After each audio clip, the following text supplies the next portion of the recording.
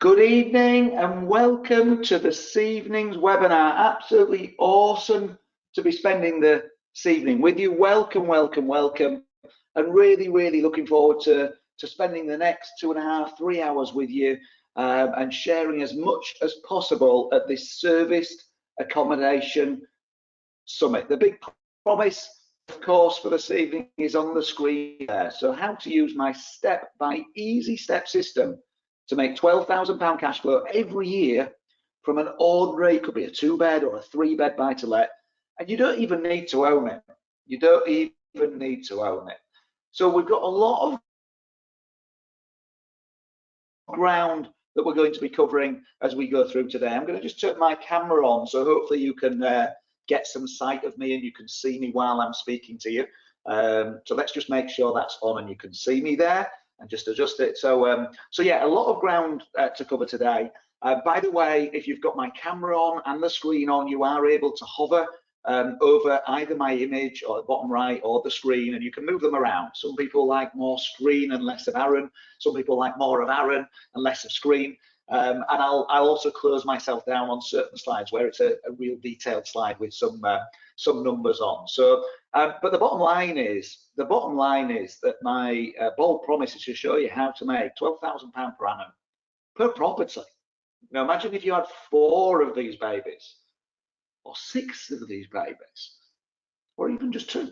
For many people, 2 would be pretty life-changing. So we've got a lot to cover tonight. I'm going to split it into 2 sessions. We're going to have a quick comfort break just for 5-6 minutes in the middle between them, so you can grab another tea, coffee or water or whatever it is that you want.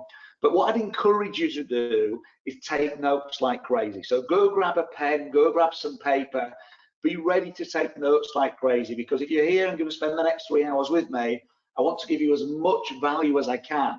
You know, this isn't a webinar. This is an event for me. You know, this is a couple of longer sessions with loads of content, loads of teaching to really help you move forward and get this done.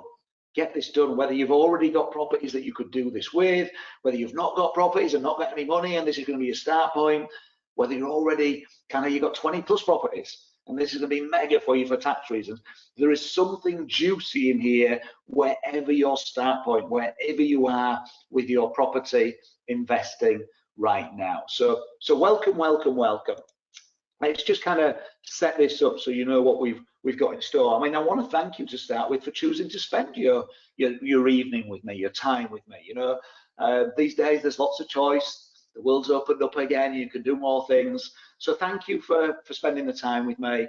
Over 600 of you registered to be here and spend this evening with you. So there's loads of us on here.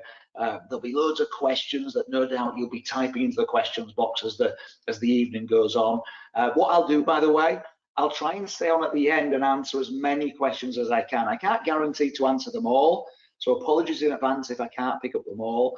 But on the right-hand side of your screen, normally, you'll see there's the ability to click on the questions tab and just ask questions in there. Nobody else can see those questions, just me and my team are able to see those questions. And then what I can do is just pick those questions up and respond to you and be able to support you with them.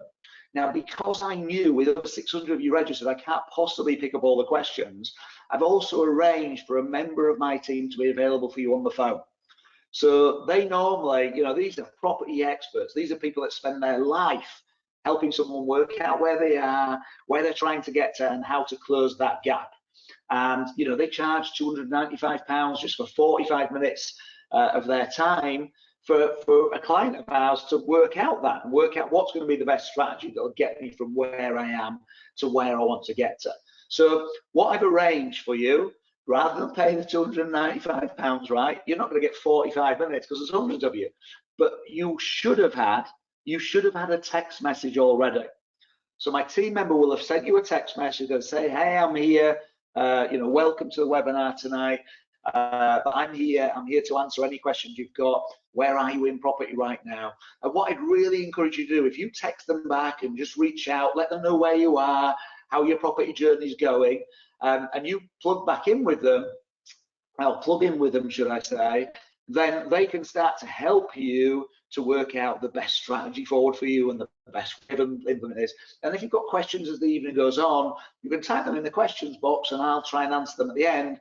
But also you can message my team member, whichever team member's looking after you, just drop them a message and they'd be delighted to help you. They're just here to help you this evening, answer any questions you've got, big or small, and just help you move forward on this property investing journey. Basically, we just want to add as much value as we can. So, you know, COVID-19 has been a difficult period for so many people, so many reasons. You know, there's been emotional pain, loads of that, worry, stress.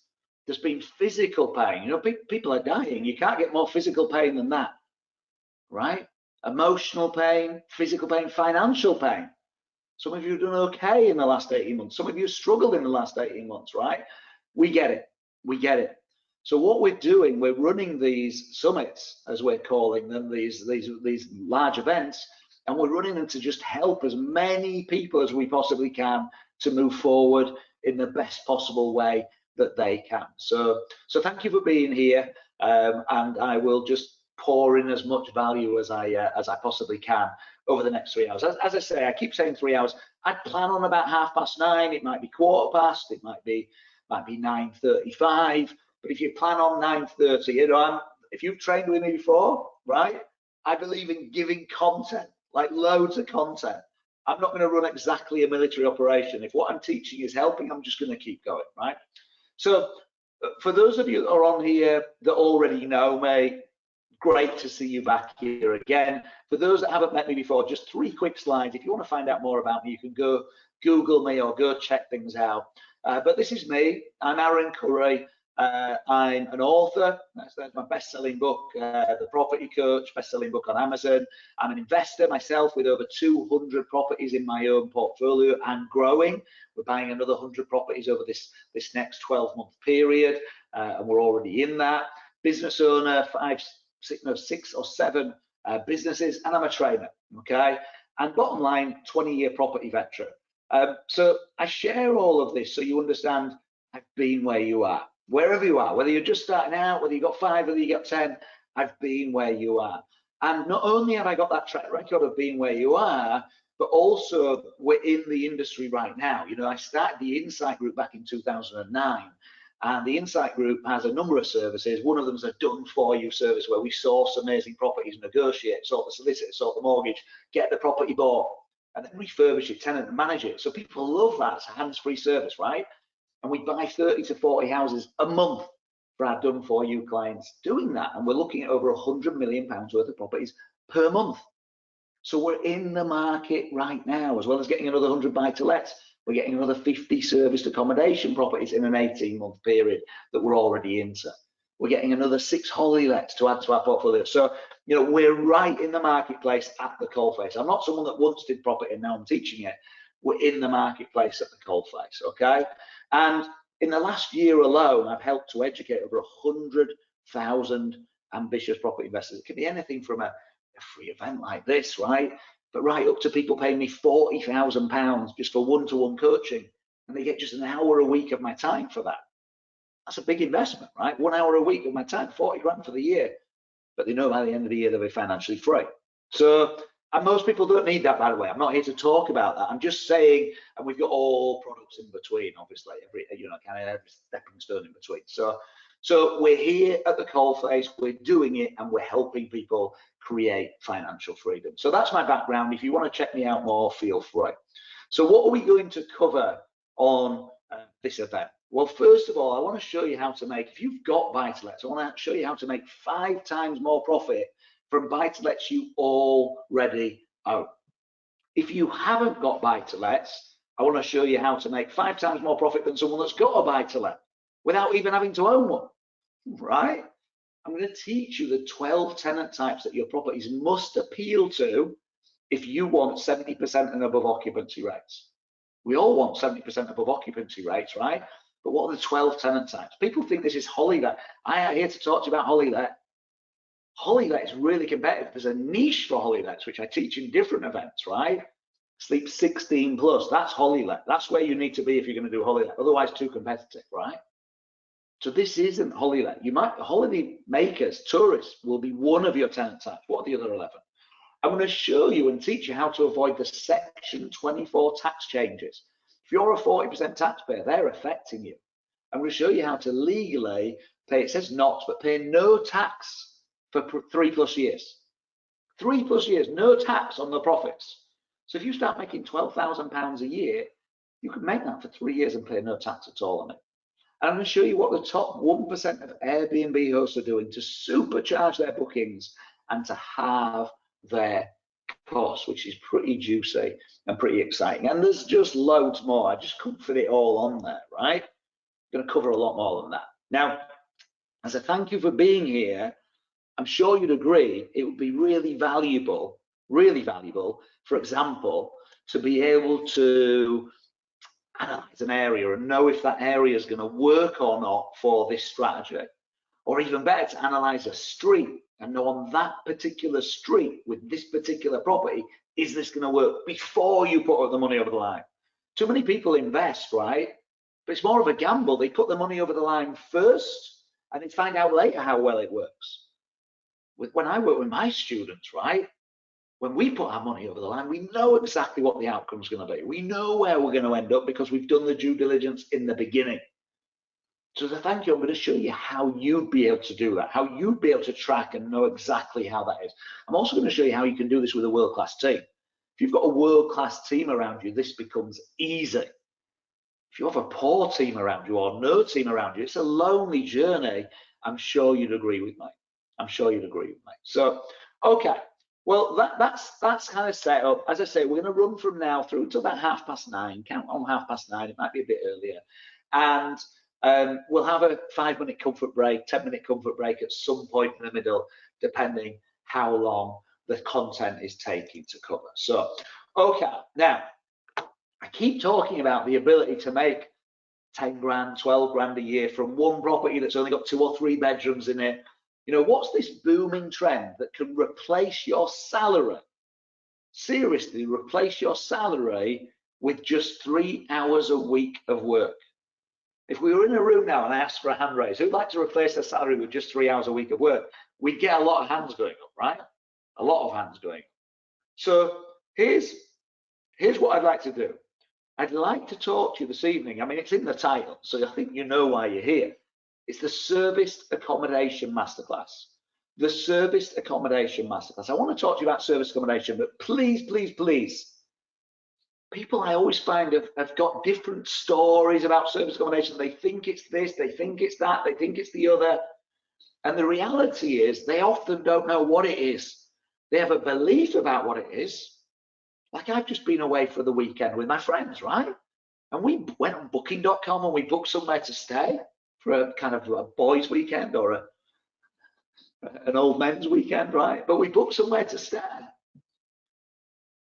Is that what you think that this service accommodation thing is? Is that groups of people going away for a lad's weekend or a stag do or a hen do? Because it's definitely not in my properties. That's definitely not who I want staying in my properties. And they don't stay multiple times. We went once, we'll go somewhere else next time. In fact, we're going to the Lake District next time, which we were in Nottingham this time. You know, we're going to go somewhere different. So I want you to understand, if you don't mind, just for the next 3 hours, clear your brain of what you knew before. There are 2 killer words. You might want to write them down. I know. I know. Now cross them out. Why do I say the killer words? They kill your learning. As soon as you go, I know, your learning dies. If Layla, my wife, walks in now and we start having a conversation, she's telling me something, I think, oh, I know this, I know what she's saying. What do? I switch off a little bit. I don't listen properly. And she goes, you're not listening, are you? Right? Has that ever happened to you? I know kills learning. You know, she might have said more or less the same thing, but there were 2 distinctions this time that I'd not picked up before. Or she was saying it slightly differently. Well, you want to be picking up those distinctions. So even if some of what I'm going to cover today you already know or you've already come across, keep an open mind. Just listen to the whole lot as though it's brand new, because that's where you get the learns. And take notes like it's brand new to you, like it's something that you've not heard before. Okay.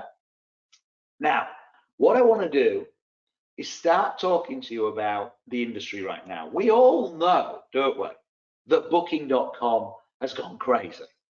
right? We all know that Airbnb has gone crazy. By the way, you knew that before the staycation boom, didn't you? Back in 2019, Booking.com making a fortune, going crazy. People using it instead of using hotels. Airbnb the same. Why? Corporate companies saying, do you know what? Instead of booking 3 hotel rooms for the next month for our people to stay in, and that costs us £300 a night, £100 each, why don't we book this house with 3 bedrooms? And they don't just get their hotel room, they've got a kitchen, a dining space, they've got more space. And guess what? We only have to spend £100 a night or £120 a night instead of £300 a night. So it's great for the corporation and it's great for the individual that they're putting into that property. It's a game changer, absolute game changer. By the way, when I first came to service accommodation, I was like, oh, that's Airbnb, that, isn't it? Until I found out that roughly, about 90% of your bookings come between those two, Booking.com and Airbnb, right? 80% of that 90 are Booking.com. 4 times as many people use Booking.com than Airbnb. Now that's 90%. What about the other 10%, I hear you say? Because most people who do service accommodation just use 1 or 2 of those. And they're missing out on the other 20 sites that can get you another 10% of bookings. That 10% all becomes profit, doesn't it? That's all extra juice on top because you've already got your running costs. If you can get that extra 10% of bookings, it changes your life. So how do you do that? We'll cover this later on, right? So these corporate bookings exploding. Airbnb, we know, has been exploding for a number of years now. Booking.com exploding for a number of years. And on top of that, we got this staycation boom. The staycation boom is affecting people who want to go on holiday, but also corporates getting back up and running, people going to face-to-face meetings they've not been to for a long time. In my business, I run events. We've got a whole stack of people that have been waiting for my live events, and now they're back in live event rooms. Of course, I've served them online in the meantime, but they're back in live event rooms. So we've got a flood of those taking place. Again, that leads to a flood of need for property. Not normal holiday makers. People doing business, learning business, right? So this market is booming. I need you to get this market is booming. And I need you to get it's here to stay. It's here to stay. At some point, 10, 15, 20 years from now, there may be too many people in the industry. Like hotels, there's too many hotels, so the price per room drops, right? If we're making £1,000 a month, at some stage in 7, 8, 9, 10 years, it might become £800 a month, and then it might become £600 a month, then it might become 4. And at some point, you'll go, do you know what? I make as much as a buy-to-let. But for me, that's 10, 15, 20 years away. So what about now? And what are the benefits to you right now? We'll come on to that in a bit, okay?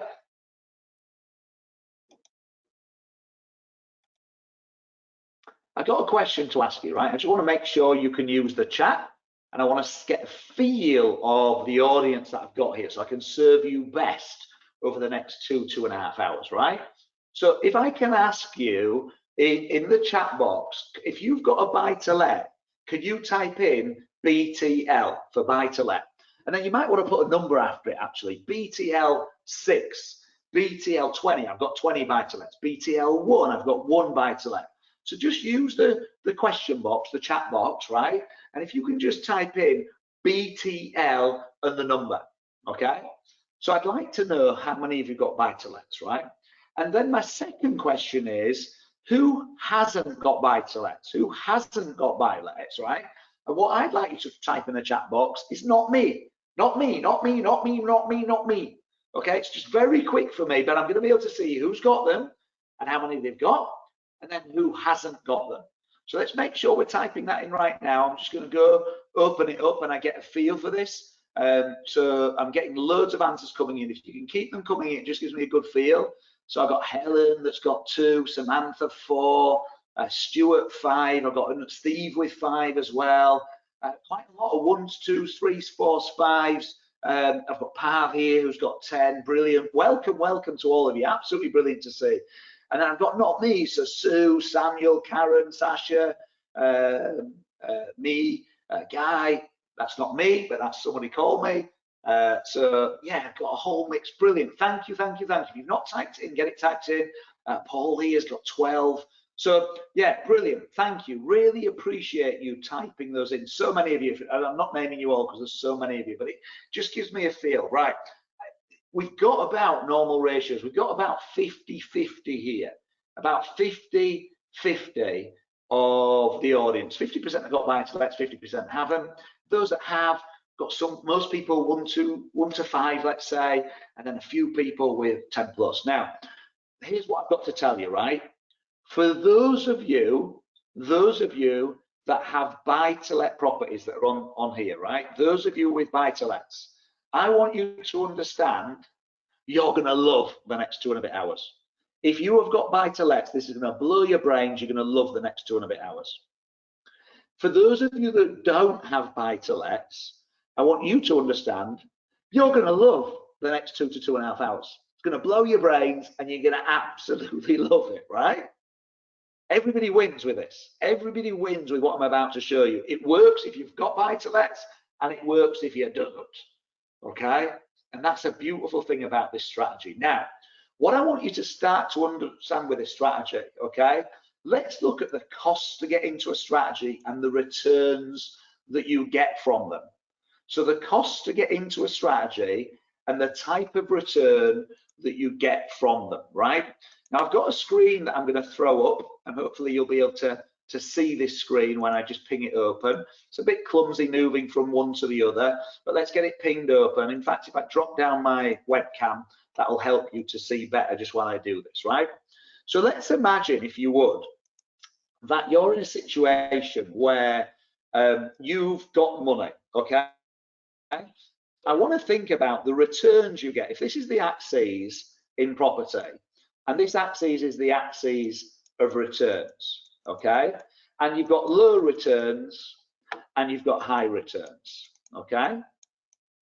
And then up and down here, okay, you've got cost to get in. Cost to get in, okay? Now, for example, cost in and return. So cost in, a holiday let, a big Sleep 16 holiday let is a high cost in. It's going to come up near the top here, okay? And it's high return. So it might go here. I'm going to put HL here, but this is Sleep 16 holiday let, right? So what about buy-to-let? Well, a buy-to-let's cost in is not as high as a holiday let. Holiday let might be 120. Buy-to-let, you're probably getting for about 40K, right? So its cost in is lower down, right? And its return in terms of creating cash flow today, it's got loads of other benefits, but it's probably here, right? A family let. An HMO might be more cost in and slightly higher returns. It might go here. What I want you to get with serviced accommodation, the beauty of serviced accommodation, if you own it, it's low cost in, it's around this 40K line and it's higher returns. So it might sit here, right? Or it can be virtually zero cost in. Virtually zero. In fact, I'm going to teach you tonight how to do it with none of your own money, right? So then you're right up here, but zero cost in. This makes me happy. You're getting high returns for very little money in. Nothing competes with it in the same way. Nothing competes with it in the same way. Okay. Now let's look next at the ease of doing this strategy. How easy is it? You know, when you're first starting out, if easy, you know, is what you're looking for, is an HMO easy? Well, no, I'm going to put an HMO right down here. It's not easy. It's hard work and it's also easy to mess it up, right? Family lets, well, they're not too bad in terms of easy, right? But you need 40 grand. It can be harder to get into, etc. I'm going to put family lets here. Service accommodation, you can get into service accommodation with just £6,000. And I'm going to show you how you can pay somebody 1% a month to lend you it. 1% a month and get in. So again, service accommodation, easy to get in, and service accommodation returns are great. And this is why many of my VIP students spend £15,000 to work with me over the next 2 years, right? But I guarantee them they'll be on 50 grand a year in the next 2 years. Many of them will use this strategy as one of the platforms to get them well on their way. Or if I sit with someone who goes, I just want to quit my job, I hate my job, they'll use this platform. Now, many of you are not in that camp. That's not what you're looking for, right? You're looking for something totally different. You're looking for, you know, the ability to You're looking for the ability to just maximize what you've got, or the properties that you've got. Okay, well, let's have a look at this. Let's have a look at the benefits for all the different types of people. So it's low cost to get in with a high return, okay, and it's easy to get in with a high return.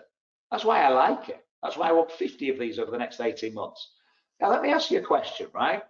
Where do you think the best place is to get your serviced accommodation property?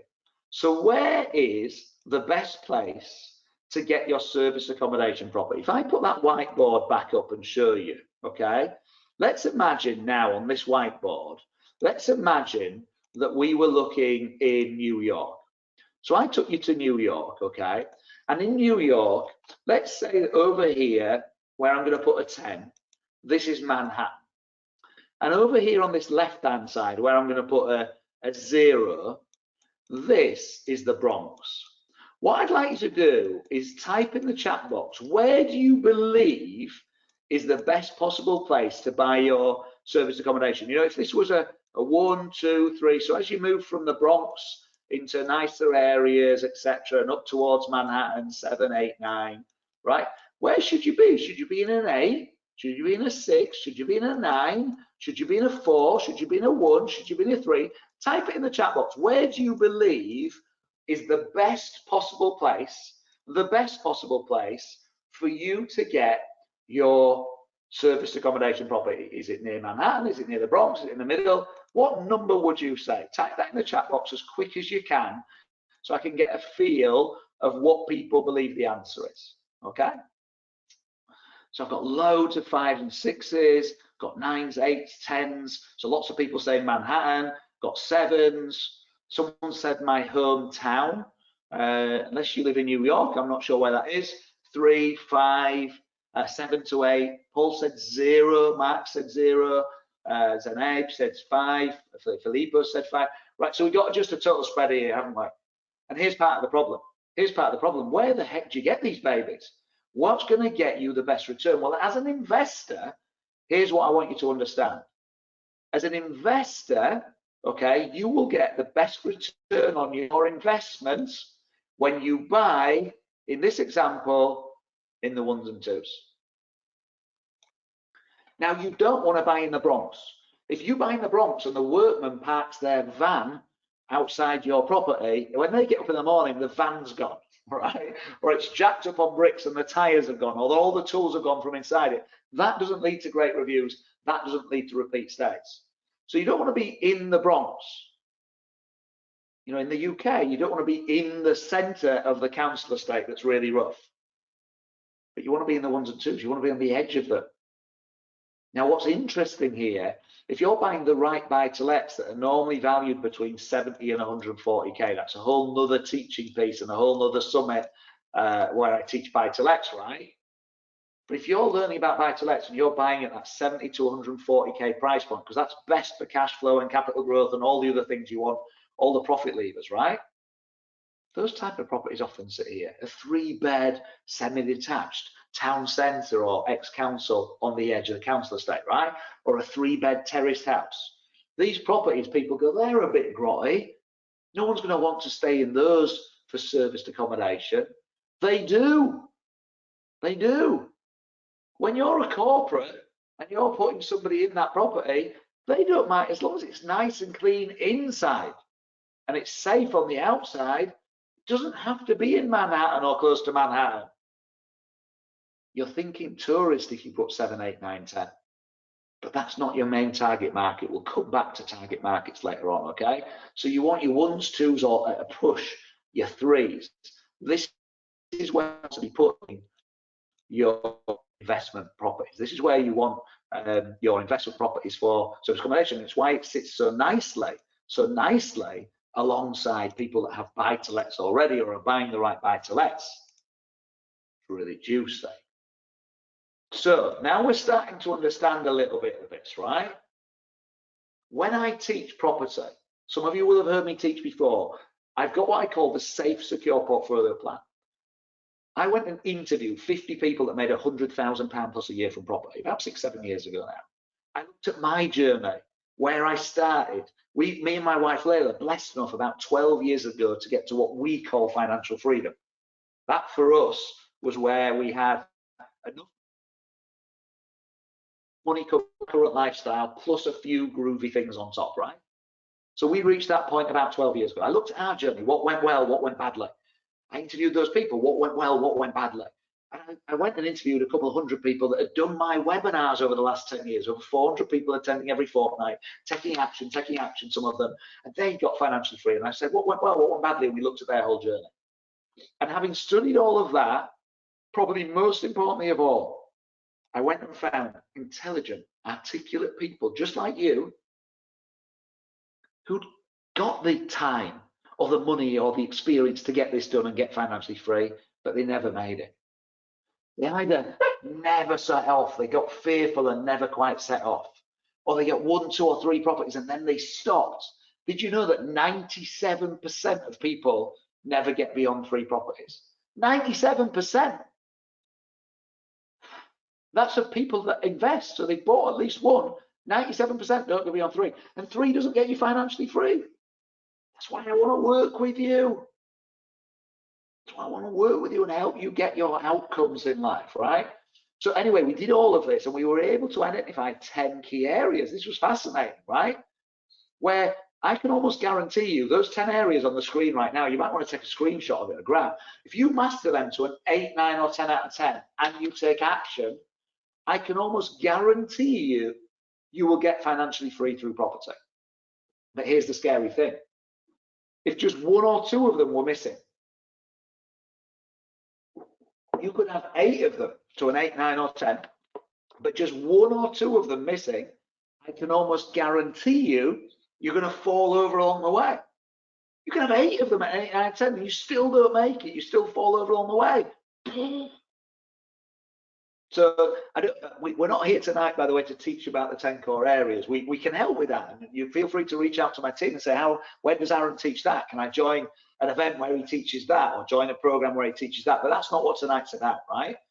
But what I want you to understand is we have this framework for teaching. It's really important, and it's based on success. It's not just based on me, it's based on my experience, it's based on 50 other experts, 200 other people got financial freedom, but most importantly, those that fell over, those that didn't make it. And what we're going to spend time in this first session is what I call the simple selection system. That's all about choosing the right strategy for you as an individual, for you personally, and the powerful purchase plan. That's then learning how to use that strategy, learning how to choose the right properties for your strategy.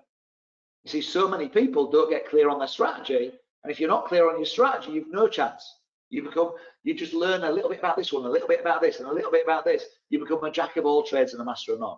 You need to commit tonight. You need to say, I'm in. I want this done. I'm serious about this. And then you learn it at a deeper level. You commit. That's what committing is, isn't it? If you're making £50,000 a year from your current job, any of you doing that or more, or even 30 or 40, you didn't get to that without doing some training first. Is that true? True or true?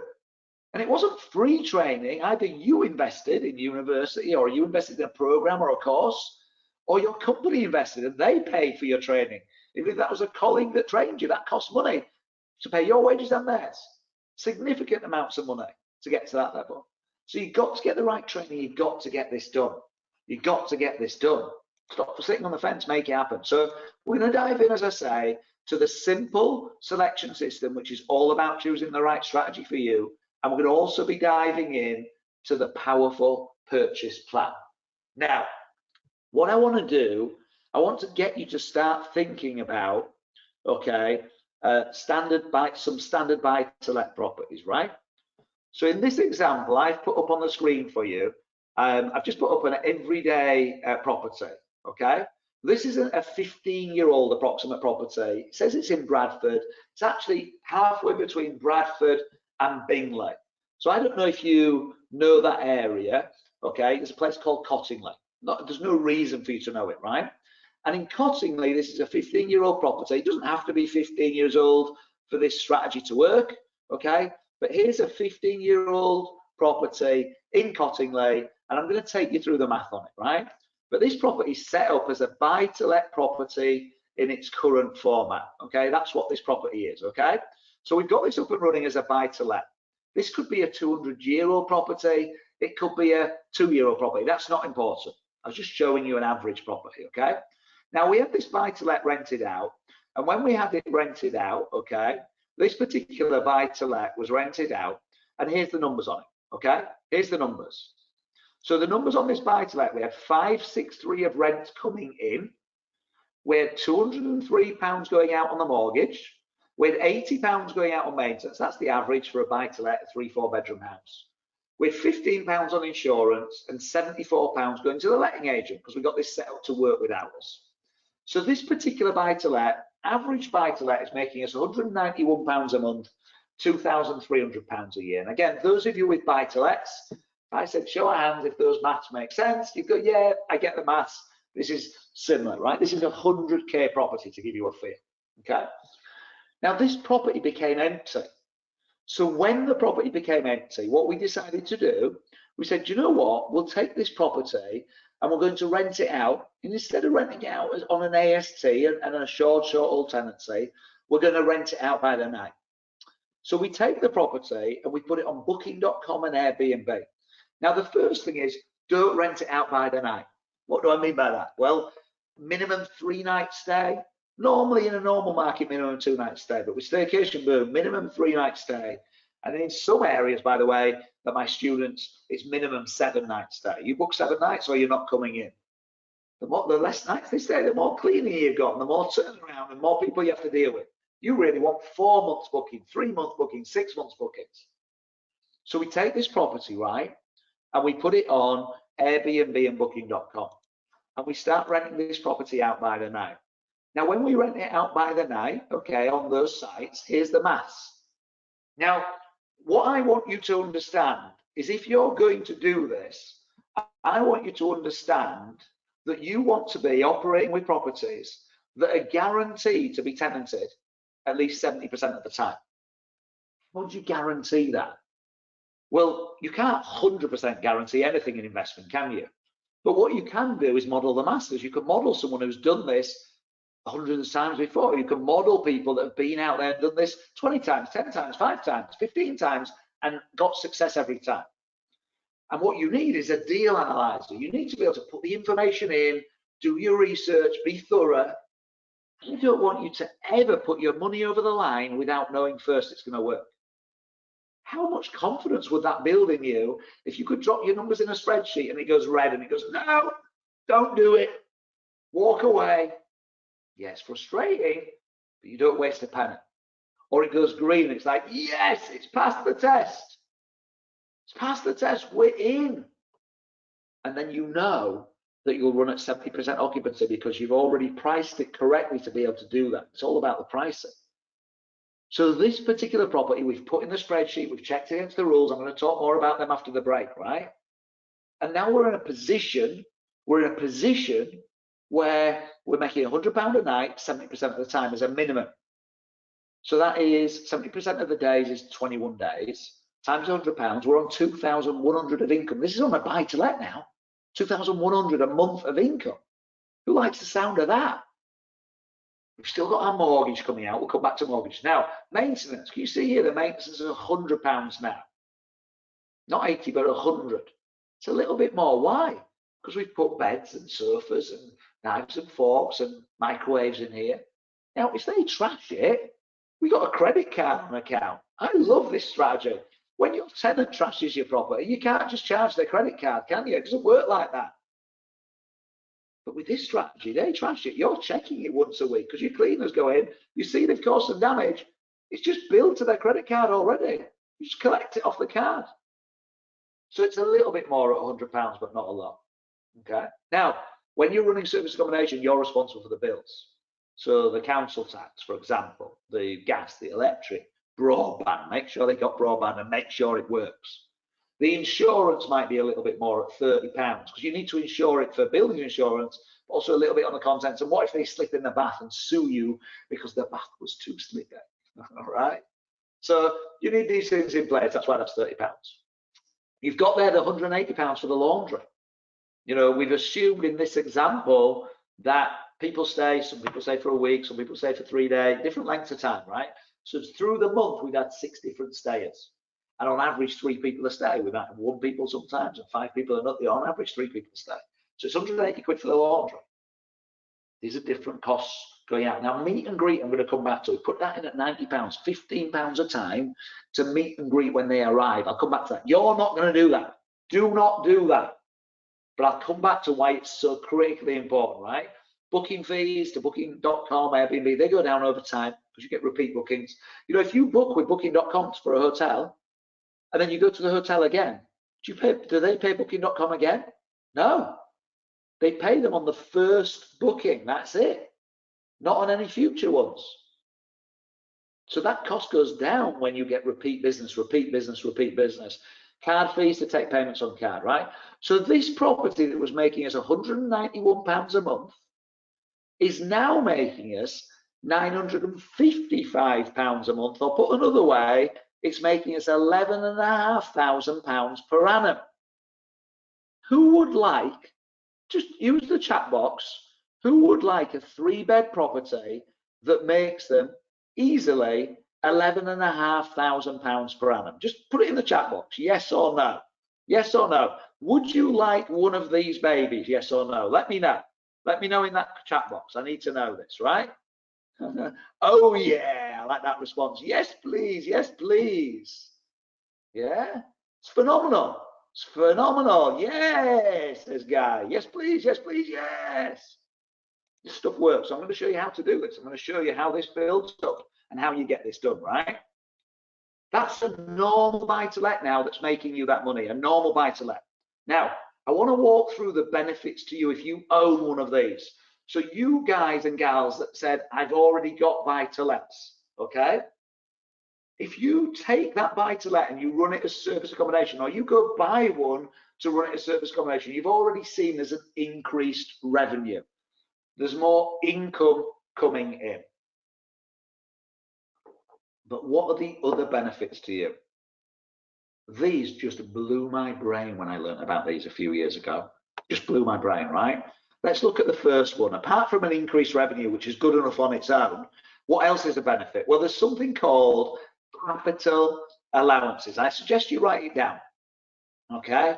Capital allowances, and write down section 24 rules. I'll cover them both at the same time. So capital allowances and section 24 rules. And you want to listen up. I'll just walk you through this so I can explain exactly how it works, okay? Let me just turn my webcam off so that you can properly see the information that I'm going to put up on the screen. Right, let me talk to you about capital allowances if you don't know what these is, right? Or these are. And if you do know what they are, listen carefully because you might not have been told properly, okay? Now, capital allowances, when you do your tax return, okay, there are different pages on your tax return. Okay, now let's imagine you bought a factory. I know you're going, what's this got to do with me? Let me explain. If you buy a factory, this has been around for 50+ years, right? And it was there to encourage people to get the business owners to buy factories or shops, right? You buy this factory and let's say it's 100 grand. When you buy that factory, you're buying the bricks and the windows and the doors and the roof, but you're also buying the kitchen. And you're also buying the bathroom that's already in the factory, and the wiring with the central heating in it, and the wiring with the plumbing in it, and all the other infrastructure that's already within the factory. You can get a capital allowance surveyor. A capital allowance surveyor to come along. Don't use your accountant. Do not use your accountant. You get the surveyor to come along, and typically from that 100k purchase, they will say, do you know what? 25 to 30% of that purchase was for the stuff inside, actually. So in this example, they might go £30,000 was for the kitchen, the bathroom, the wiring, the plumbing, the stuff inside, and £70,000 was actually for the bricks and mortar, for the building itself. You've still bought it for 100, and you've still been able to get a mortgage on it for 75. You've bought it in exactly the same way. This is an accounting thing that gets done later. So now this surveyor says you've got capital allowances of £30,000. By the way, my surveyor has been doing this for over 16 years. and they've got a 100% success record. When they work out the claim, they've never, ever, ever had HMRC say that's the wrong claim, or if they have, they've then talked to them about it and they've gone, okay, that's the right claim. So what's the benefit of this claim, by the way? The benefit of this claim is if you've got £30,000 of capital allowances, the next £30,000 of profit this factory owner makes, 30,000 of profit, they can take this allowance and put it against it. Even though they've got 30 grand in the bank profit they've made, they put the 30,000 here as a cost, and on paper, they've made nil profit. No tax to pay. They get to pay no tax. Oh, blows my brains. So you buy the factory, and the next 30 grand of profit you make, you don't pay any tax. Now you're going, Aaron, you keep saying about the factory, I don't have a factory. Okay, you got a buy to let, yeah? Or you're going to buy a buy to let. Or someone you know's got one and you can talk to them about renting it from them, right? And that buy to let, let's say, is 100k. But now you're going to use this buy to let. It doesn't work. Capital allowances you can't use on buy to lets or HMOs, but you can claim them on service accommodation. You can claim them on holiday lets. So you come along and go, hey, 100k property. You get the capital allowances surveyor. The surveyor comes along, they say, hey, yeah, 25 to 30%. They do their study, they visit the property, they go, do you know what, Aaron? 30,000 of this is infrastructure. It's the kitchen, it's the bathroom, it's the wiring, it's the plumbing. 70,000 of it is the actual asset. What's the benefit to me if I'm running service accommodation? Well, okay, my service accommodation for easy numbers, it's going to make 10 grand of profit in year one. Okay, I can offset 10,000 of my claim, and I can carry forward the other 20,000. So in year two, when I make 10,000 of profit again, I'm going to knock off that 10k. And then in year three, when I make 10k of profit, I'm going to knock off that 10k. So basically, for the next 3 years, I'm making 10 grand a year, and I pay no tax. Still being able to mortgage it like normal, still being able to do everything I normally do, but I get 30 grand tax free. Now, some of you, by the way, you've got buy-to-lets. Don't buy them in the future, but you've got buy-to-lets worth 300 grand. 25 to 30% of that, even if it's 25%, you'd have a £75,000 capital allowances claim, which would mean maybe 7 years of profit at 10 grand a year, paying no tax. None. Got a question for you, right? Who likes the idea of what I've just said? Who likes the idea of being able to make £30,000, and to then pay no tax? Who likes that? All of you, eh? I'd imagine that every single hand is going up right now, or I'd hope that every single hand is going up right now, because this is super cool. This is super cool.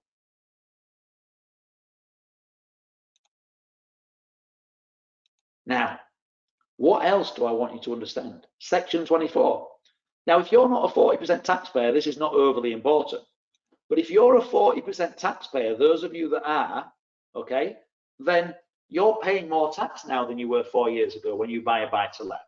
It's not a reason not to buy buy-to-lets. They're still awesome investments. I'm not saying they're not. But how would you like it if you could go back to the old days, 40% taxpayers, where you could offset all the mortgage interest, where you could go back to the old days where you can claim 100% of that mortgage interest as an offsettable cost? Guess what? When you do service accommodation or holiday lets, you can. There's no section 24 tax. Why? On your tax return, it's going on a different page. It's not going on the property page. It's bizarre. Buy-to-lets and HMOs go on the property page of your tax return. But you start using your buy-to-let as service accommodation, not only do they let you claim capital allowances, on top of that, they let you offset all the mortgage interest just like you did in the good old days. Just goes on a different page of your tax return.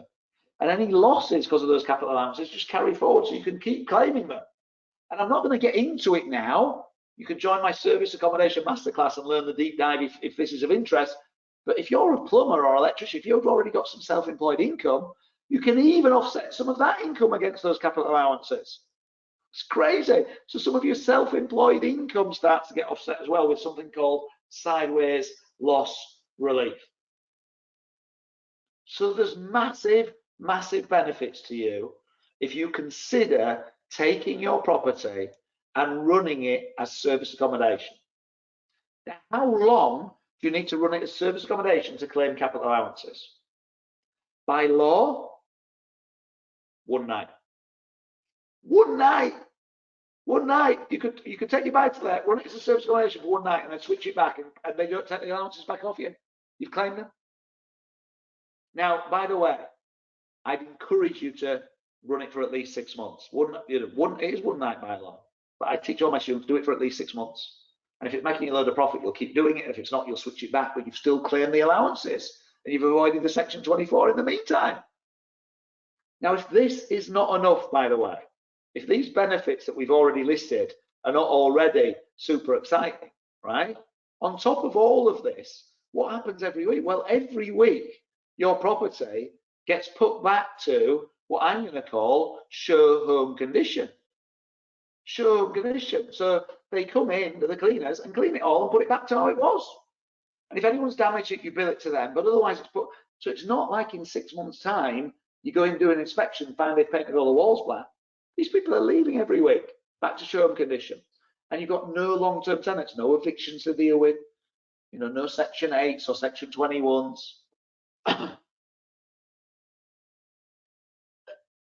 I love buy-to-lets. I've got over 200 of them. We're buying another 100, right? I love buy-to-lets, but we'll run them all as service accommodation for a period of time. Every single one of them, to claim the capital allowances. If you've got 30,000 of allowances, you've got 5 buy-to-lets, that's 150,000 of allowances you're not claiming right now. That's 150,000 of income you could be making and paying no tax on, and instead you're paying tax on it. And a lot more for some of you because your buy-to-lets are worth more than 100k. So there are massive benefits to you as a landlord. Does this make sense by show of hands? I know I can't see you, but hopefully this makes sense. Now, I want to ask you a question. Some of you, even though I've just explained what I've explained, in fact, put it in the chat, right? Put it in the chat and tell me. What I'd like to ask, this is just for people that have got buy-to-lets already. So in the chat, what I'd like you to put is BTL for buy-to-let. And then I'd like to, if you think this is something you're interested in doing, because it's going to save you a load of tax and make you a load of extra revenue and have show home condition and no long-term tenants, put BTL yes, right? BTL yes. But if you're going, I really like the idea of it, I really love the benefits, but finding the time and organizing it and sorting it all out, you put BTL and put 3 question marks, right? So it's either BTL yes or BTL and 3 question marks. And let's put that in the chat because this is going to help other people as well in a minute. Okay, I'm going to come to you guys that don't have buy-to-lets in just a moment, right? So let me just have a look at what you're putting in. If you do it as quick as possible for me so I can see. So to give you a feel of the spread that I'm getting and what's coming in here, just scanning down from where we were before, right? So by the way, I know lots of you are asking questions. I can't answer the questions live because I can't read and present at the same time. Got a lot to cover here, but I will stay on at the end and answer as many as I can just to help you. And remember, you can reach out to the team. By the way, if you didn't get a text message from the team, if you're one of those people that comes on and goes, I'll put a dodgy phone number in so they don't ring me or something like that, you know who you are, right? If you want to type your phone number into the chat, no one else can see it, remember, just us. The team will be able to pick that up, and then they can send you a text, and then you can start messaging with one of the experts and asking them questions, and they're here to help you for the evening. So remember, you can do that. So, right, but to give you a feel, so I've got Jerome, got Pauline, 2 Paulines actually, Karen, Maya, Bonificio, good to see you, Marcus, Catherine. You know, lots of yeses coming in. But I've also got people that put question mark. They're like, I love this, but I might be a bit busy for it. So Nath, Magali, Safdar. So you've got a good spread here. Rachel. So got a real good spread. Mike, by the way, is going, it's in the valleys, will there be demand? Well, Mike, you need to put it into the deal analyzer. You need to do the research that I'm going to tell you about later on, and really dive into that, and then you'll know what the demand is before you even do it, okay? But quite a lot of the buy-to-let landlords, even if it doesn't make you 12 grand a year, but it makes you 5, They do it for 6 months and you can always change it back, but they've claimed the capital allowances and they've avoided Section 24 during that period, okay? So those of you who have put the question marks, right? Those of you who put the question marks, by the way, team, there's a few phone numbers in there, so if you could make sure you pick those up and drop those people a text, that would be great, right? But in terms of those that put question marks, what I want the rest of the audience to understand, I've got about 70% of the audience that want to do this themselves. They're going, yeah, I want to do this. But what about the other 30%? What if I said to the other 30%, on tonight's event, there are other people out here who will take your property for you and they will run it as service accommodation on your behalf. What they want in return for that is the extra revenue. You'll still get your £200 a month of profit, but they're going to get £1,000 a month of profit and they'll keep the difference. So they'll be pleased about that. But you, my friend, because of the way that we'll set it up, will still be able to claim the capital allowances. So you still run it as a buy-to-let, but you get to claim the 30,000 of the capital allowances. You get to avoid the Section 24. You get to have your property run in show home condition, and you get no long-term tenancy. If I ask the people who put question mark now, I said type in BTL question mark yes to show me that they've switched. All the question marks will switch to a yes now. Look, if you've got people and they know what they're doing, I'd love to do that because they're going to do all the work and they're going to get the extra revenue. That's cool for them. But I get to claim the allowances, avoid Section 24. I have show home condition, no long-term tenants. Isn't that interesting? And by the way, people are typing in right now, yes, yes, yes. Question mark, yes, question mark, yes. So isn't that interesting? Whether you can do this yourself or not, people who own buy-to-lets or people that are planning to buy them, you can have someone else run it for you if you're not going to get around to it. And yes, you don't get as much revenue then, but you get all the other benefits, massive, massive benefits. And those of you that don't have a buy-to-let yet or don't have a property yet, don't tell me you can't find someone that will give you their buy-to-let to do this with. You just need to learn how to explain it to them. I just found circa 60 people who would like to do this but want someone else to do it for them. Just by talking for the last hour about it. Well, probably the last 15 minutes actually triggered it in their heads. You just need to learn what to say and when to say it and who to say it to and how to say it. And how to say it if you're with a letting agent and how to say it if it's direct to a landlord. So they will let you rent their property from them as a buy-to-let. You set it up properly. There's certain things you need to do so they can claim the capital allowances, they can avoid Section 24, they get show home condition, they get no long-term tenants. But then you take it and you rent it out as Airbnb and Booking.com and you take the profit on top.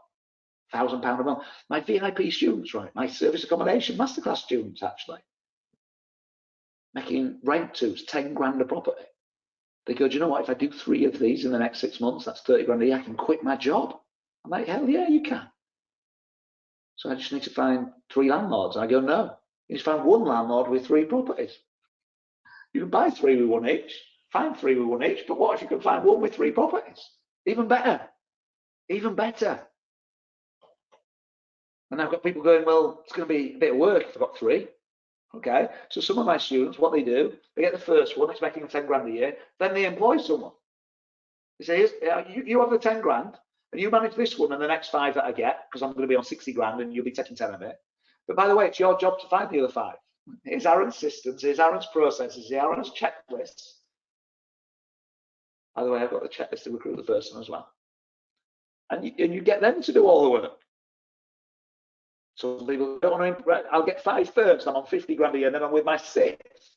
I'll recruit someone once I know what I'm doing. I'll recruit horses for courses, right? The point I'm going to make to you is this a must for you? Because if it's a must, this strategy works. It works whether you've got buy-to-lets already. If you own it already, you make about 12 grand on average per property.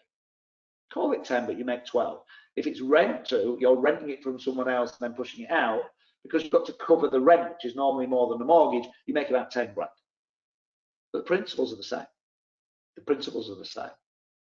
Now, what I want you to understand is those of you that are thinking of doing rent to, now I've said it, even if you've got buy-to-lets already, you can go do more of these and do rent tos, right?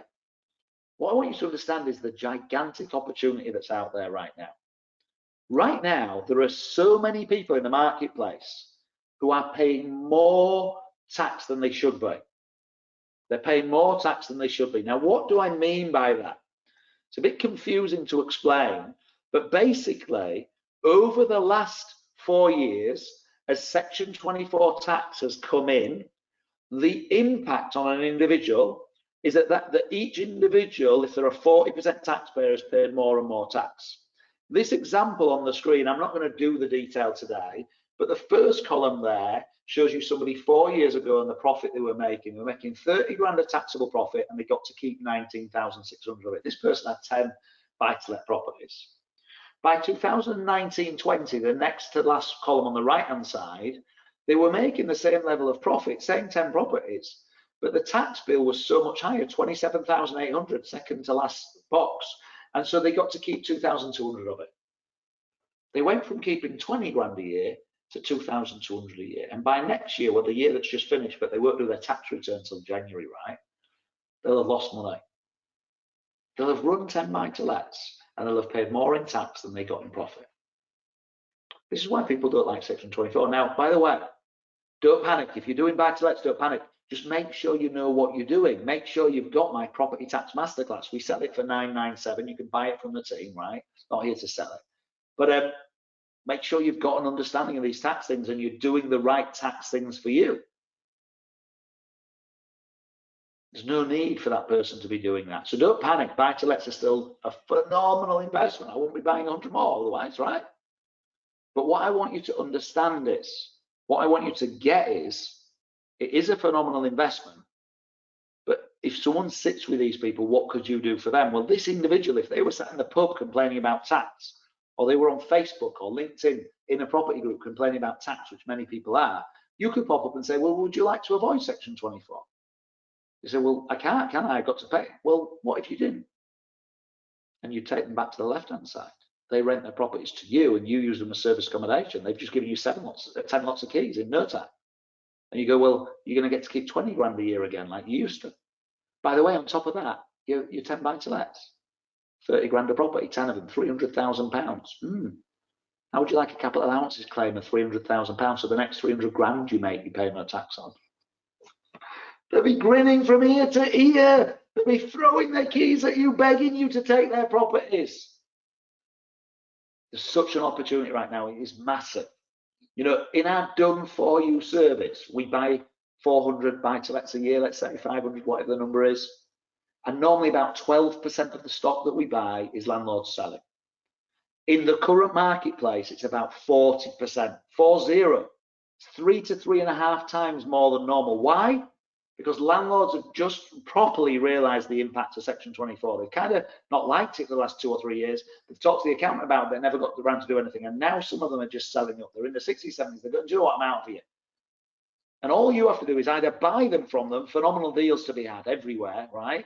I know the market's tough and it's booming, right? But there's phenomenal deals to be had when you know where you're looking. So you buy them and you run them as service accommodation, claim all the benefits, and put them back to buy-to-let later if you want. Or you rent from them. You go sit with them and explain, don't sell. You don't need to sell. You can go back to the good old days. Let's get you back to 20 grand. And you go and change their lives.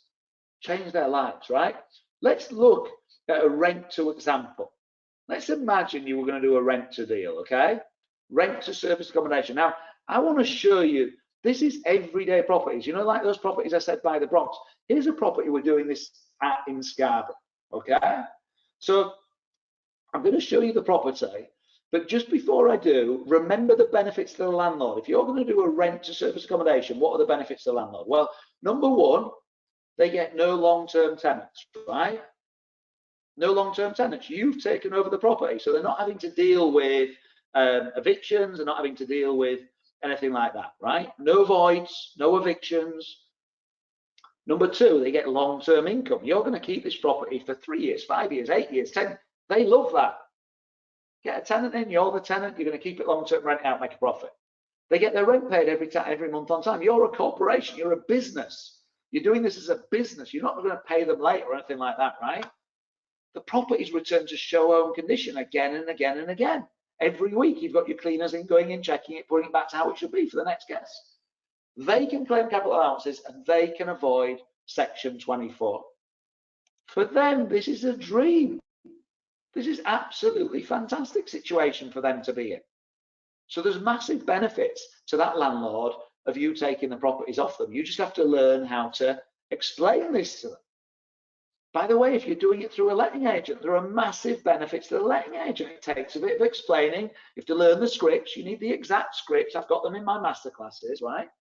But you need a long-term fixed income here for the letting agent. That's great news. With the letting agent, you tell them, do you know what? If it's under 50 quid, we'll just sort it. If the tap's leaking, you've got a guest in there. You just need to get it sorted. You don't need to ring the letting agent, they ring the landlord, they ring someone else. It takes too long. So you go under 50 quid, we'll just sort it. That's part of the profits we've already budgeted. They love that. That's half of their maintenance jobs gone. They get a professional business relationship with you, not a normal tenant. They get no nuisance tenants, no problem tenants to manage. It's all working through you. All working through you. It makes their life very easy. Now, here's an example property, just to show you an example property. This property is in Scarborough. Let's have a look at the pictures on here, right? This isn't a particularly flashy property. This isn't a property where people go, oh gosh, this is just amazing. Look at the brown door there, right? Look at the carpet. I think it's a Berber twist, £4.50. Right? Look at the fireplace. This is just a normal, everyday property. Not in the Bronx, but next to the Bronx. Normal, everyday property.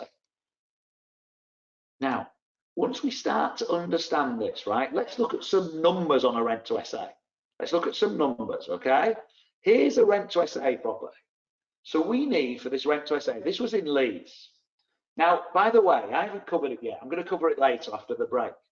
But just to get it in your head, serviced accommodation, your ideal property will have 3 bedrooms. 3, write that down, 3 bedrooms, right? So it can be a 2-bedroom property with a lounge that's large enough to have a sofa bed. That would count for me, okay? So you can sleep 6, but 2 are in the lounge and 2 in each bedroom. Or if they're better off, sleeps 3, 1 in each space, right? Or it's a 3-bedroom property, so 2 or 3-bedroom property, okay? Now, they're your sweet spots. If you go above sleep 6, you might go, well, I've got a 4-bed or I've got a 5-bed. The challenge is from a planning permission point of view, write this down. If you've got sleep 6 or less, in virtually every part of the UK, you can start tomorrow. You do not need planning and you don't need a license, so you don't need anyone's permission. You can literally take your empty property, put it on Airbnb and Booking.com and all the other sites and start taking bookings. You need no planning, no license, no permission in virtually every area. Now, once you go to sleeps 8, a 4-bed property sleeps 8 people, right? Then only maybe 25–30% of the councils are happy with that. The other 70 or 75, they want you to do some planning permission changes. Sleeps 10, just about all of them do. So I'm not saying don't do it. You need to check your local council, but if it's a sleep 6 or less, this is a dream. So this one was a 2-bed property in Leeds, but with a sofa bed. We had to put down the first month's rent, which was £550. We had to put a deposit, which is refundable, isn't it, of £550, and to refurbish it, to kit it out with beds, sofas, cutlery, microwave, etc., £4,900, right? By the way, these days you can even lease that. With my expert teams, you can lease that furniture to keep your costs down. It's always better to buy it, but if you're trying it out or you're just going to do it for 6 months and then stop, you can always lease it, right? So in this example, £6,000 needed. Now, I've got a question to ask you. Let's use the chat again, right? I want you to imagine that you had in your personal bank account £6,000, and I said to you, I want to use it for a deal. I'll pay you 1% a month on it, not a year. I mean, in the bank these days, you make about 0.1%, don't you? In equity in a buy-to-let or equity in a resi, you're making 0. But imagine you were getting 1% a month interest on that £6,000. So that's like, even without compounding, that's 12% a year, but it's 13% plus, isn't it?